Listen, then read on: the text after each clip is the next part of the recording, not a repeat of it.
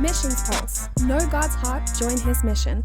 In today's world, especially, I think I could talk about the West, North America, let's say. We oftentimes mistake that comfort and security is a primary concern of Jesus for his church, where in fact he says, if they persecuted me, they're going to persecute you. That's a promise from Jesus.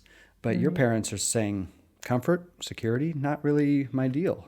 Yeah, indeed. My parents are Jerry and Maxine Falley, and they were Assembly of God missionaries, career missionaries. They spent many, many years, their whole career on the mission field.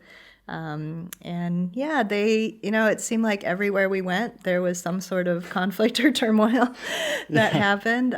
We used to joke about that, but my mom is just an amazing woman.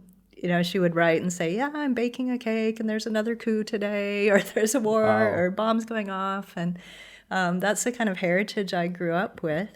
But when I was 13 and we were evacuated from Liberia, it was actually quite a traumatic exit. I can imagine, yeah. It was a hard exit. I was at a very kind of sensitive time in my life, adolescent. And we went back to the States and had a very tough re-entry into America as well, going into public middle school, as a teenager. I can only imagine. You come from where, Monrovia? From Monrovia, having come out of, a fairly severe coup where my friends' parents were executed, Really? That kind of thing. So it was rather traumatic exit. And actually, David, at that point, I came out of that experience saying, I never want to live someplace that's not safe. I was actually going to ask you if that even kind of broke the final straw for your decision to be involved in missions, or saying, never do I want to be, as an MK, never do I want to be a missionary. Happens a lot. I'm not sure I said never do I want to be a missionary, but I did say I want to live someplace safe. Yeah. I don't want to have to go through this kind of a lifestyle. I don't want to do this. And it wasn't until I was in college. I was studying literature at the University of Minnesota. And my ambition was to be a Rhodes Scholar. I was into academics. And it was, at that point when I kind of got a travel itch, missionary kids. It had been a long time since I'd traveled. And I thought, wow, I think I'd love to go to Asia, And you'd been to Asia before? I hadn't. No, okay. And so I thought, well, I'll go to Asia, but maybe I should go on a missions trip. Then my church would kick in and help pay for it. Yeah. Really great motivation. But there's the thinking of an MK right there, action.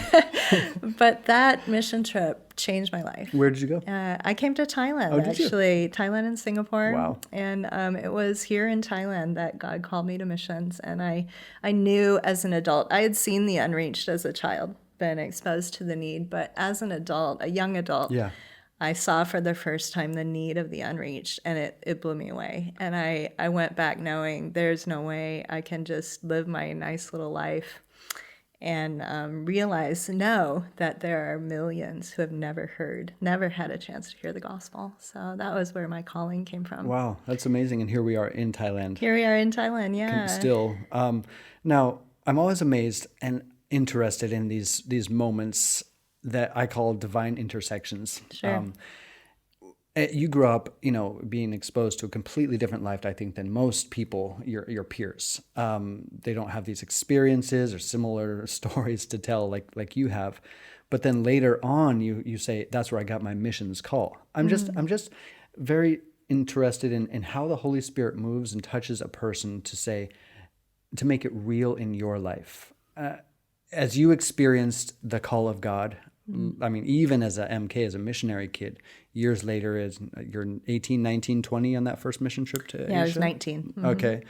But you say that's where you got your missionary call. Mm-hmm. It's kind of striking to me because you're an MK. You grew up in all these, in Ghana and Liberia and Nigeria. How do people find their own missionary call?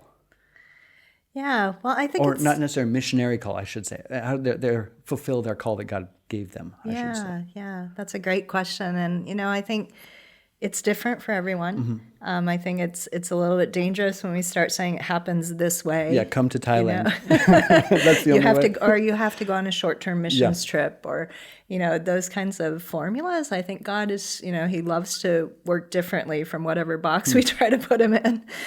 So it's kind of is kind of a cheat question anyway. Yeah, but I think there are general principles. I think God does set us up for opportunities for him to really engage with us. And when we're in a place where we're stretching ourselves, we're out of our comfort zone, we're willing to hear him differently, I think he'll use that, But for me, in my calling, it wasn't because I had pure motives.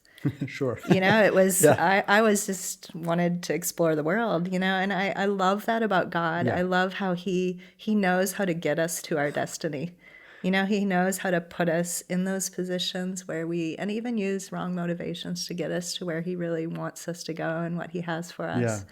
But there's a responsiveness to that has to be happening in us as well. I think this whole conversation, you're going to be pointing us back to that kind of precarious walk back into discomfort, insecurity. But I do like how you point out, really, you could say you were just in the right place at the right time. Missions Pulse. Know God's heart, join his mission. This podcast is powered by Within Reach Global. Subscribe, watch, and listen on YouTube today. Visit missionspulse.com.